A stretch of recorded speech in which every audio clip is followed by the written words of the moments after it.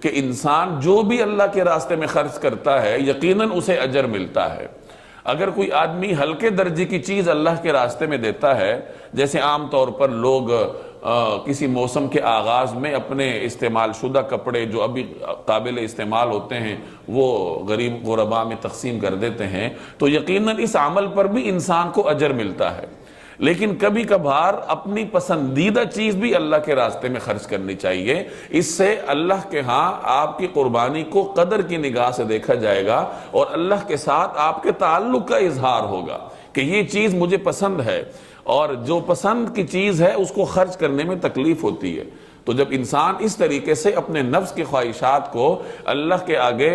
قربان کرے تو پھر اللہ کے دربار میں ایسے انسان کی نیکی کو قدر کی نگاہ سے دیکھا جاتا ہے۔ تو کبھی کبھار اپنی پسندیدہ چیزیں بھی اللہ کے راستے